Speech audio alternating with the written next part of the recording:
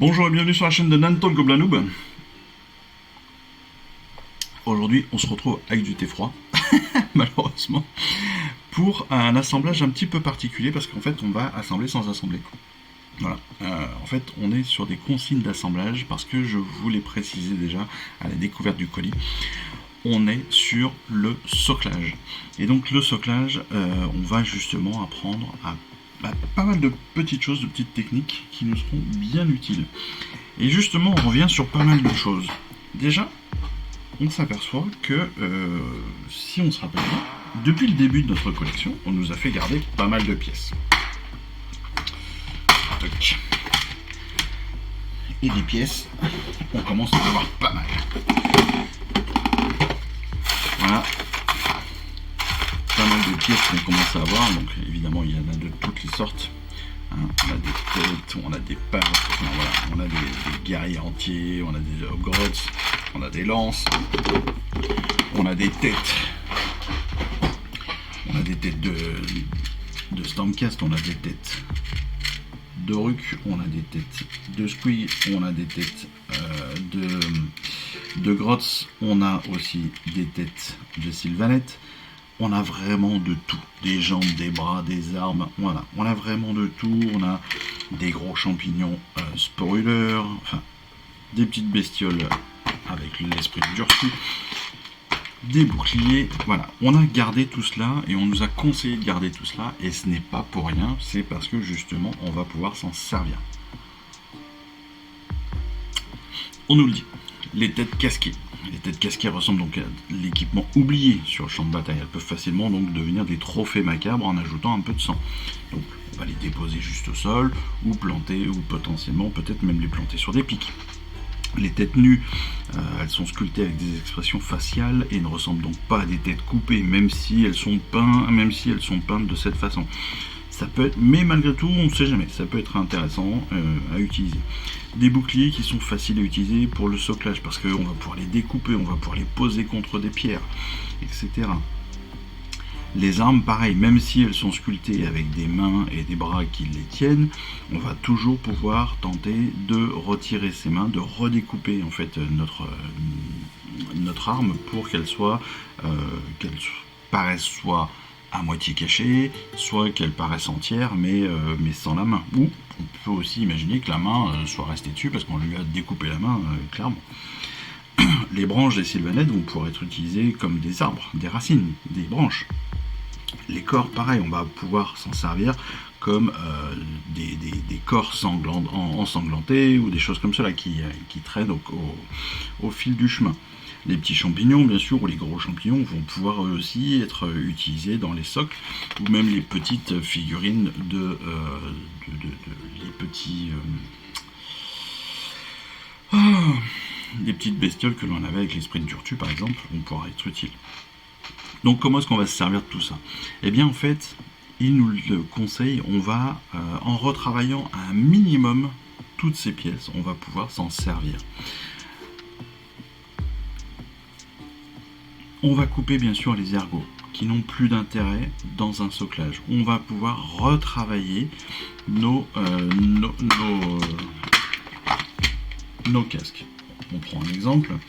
Ici sur ce casque, on va le voir, on a toute la partie donc, du casque, la partie avec la houppe, et puis le cou, un début d'épaule et l'ergot.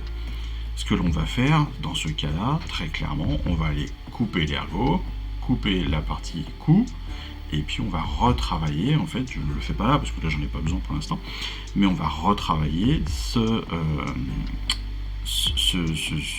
casque pour qu'il soit plus violenté, hein, plus naturel, posé par terre ou adossé à une pierre ou planté sur un pic. Autrement dit, peut-être qu'on va recouper la houppe parce qu'elle n'a plus d'intérêt, peut-être qu'on va couper cette partie donc de cou qui n'a pas d'intérêt, peut-être qu'on va le retailler aussi pour pouvoir simplifier sa pose par terre. Voilà, c'est vraiment ce que l'on nous dit. Pour les boucliers par exemple, c'est pareil. Quand vous avez un bouclier, bouclier Stormcast par exemple, eh bien on va pouvoir le recouper pour qu'on ait l'impression qu'il soit enfoncé à moitié dans la terre. On va aussi bien sûr faire en sorte qu'on n'ait plus les ergots à l'arrière pour pas gêner la pose, pour pas gêner la mise en position, etc., etc. Tout cela, c'est tous des petits éléments sur lesquels on va réfléchir très rapidement. On va utiliser donc notre rébarboire, notre couteau de sculpteur, notre couteau de modélisme, nos cutters pour préparer nos différents éléments de soclage. On va, pour les armes aussi, pouvoir utiliser ces outils pour faire en sorte qu'ils soient plus réalistes. C'est-à-dire que quand vous avez une arme, très souvent, hop, j'en prends une. Quand vous avez une arme, donc là c'est une arme de Silver Revenant, on s'aperçoit qu'on a le bras, la main et l'arme. Donc il va falloir retailler légèrement cette arme pour faire en sorte d'éliminer la main. Ou bien trouver un moyen pour que la main n'apparaisse plus. Sur une lance, on peut imaginer qu'on coupe avant, après, on recolle les deux bouts et c'est bon. Ou alors, on coupe juste au bout du bras et on le plante dans la terre comme si la lance était plantée dans la terre et c'était cassé. Voilà. Soyez imaginatifs, soyez inventifs et amusez-vous. N'hésitez pas, on est sur des rabios, donc sur des pièces qui ne seront plus utilisées, plus utilisables. Donc, après tout, même si vous ratez, c'est pas très grave. Si vous vous sentez l'âme d'un artiste, vous pouvez même tenter de refaire des choses en sculpture.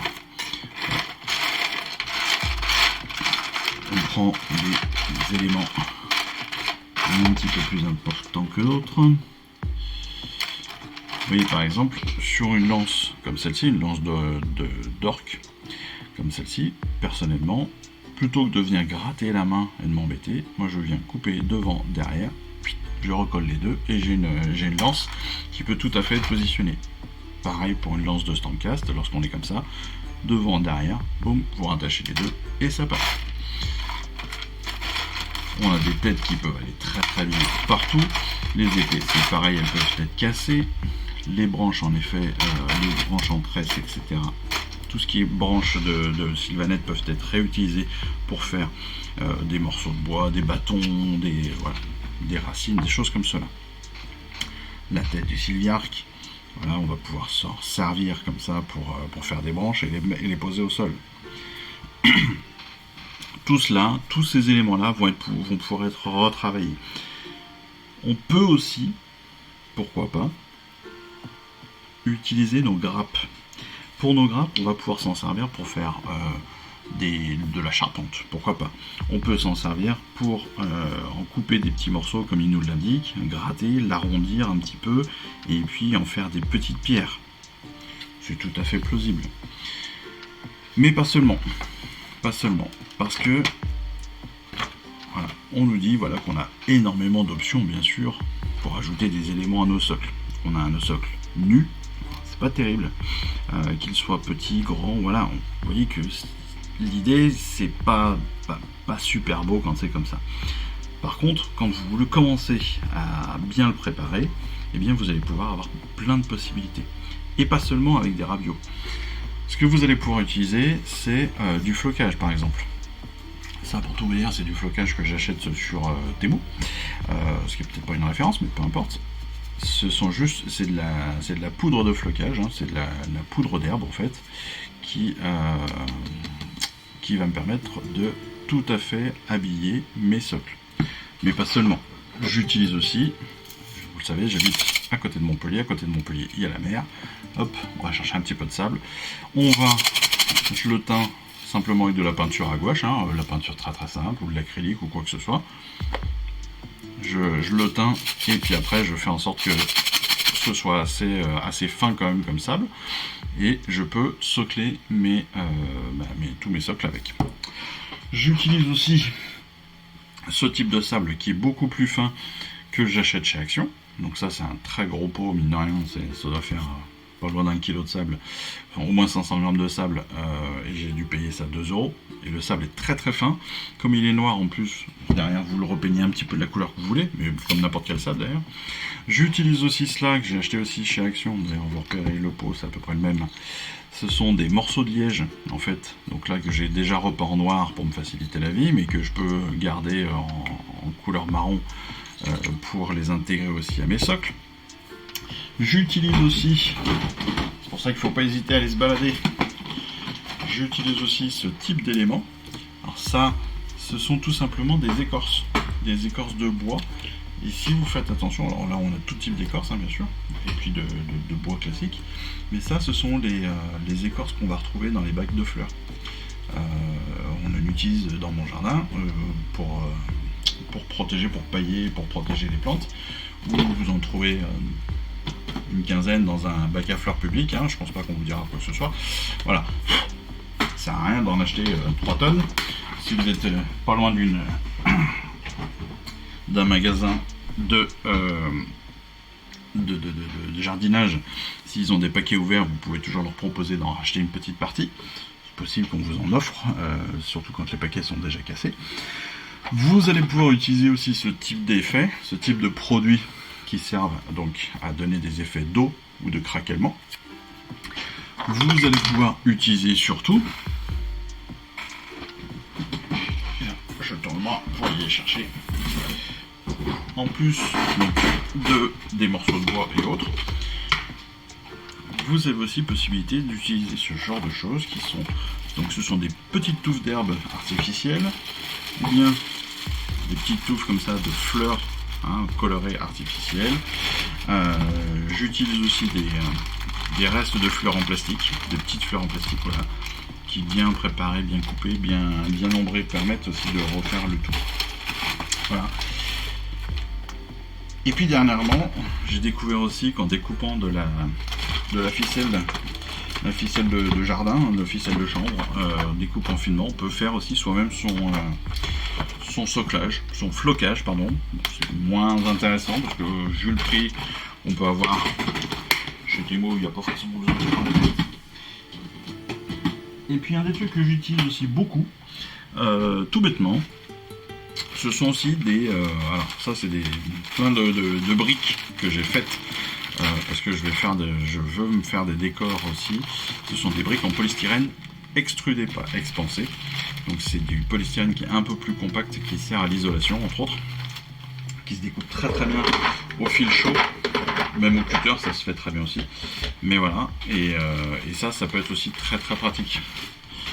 Enfin, dernier truc que j'utilise très régulièrement, et vous le savez, je vous l'avais déjà montré, ce sont pour mes Stormcast entre autres, c'est de la pâte durcissante aussi, que j'achète, Modeling Clay ça s'appelle, que j'achète chez Action, qui en fait c'est un peu comme de la pâte à modeler, un peu comme de la pâte à modeler ou de la pâte à sel si vous voulez, qui je viens étaler, et puis qu'après, sur lesquels je passe des rouleaux texturés, et qui me donnent donc des petits décors comme ça, qui adaptés après au socle, font que ça passe très très bien. Je vous montre quelques exemples.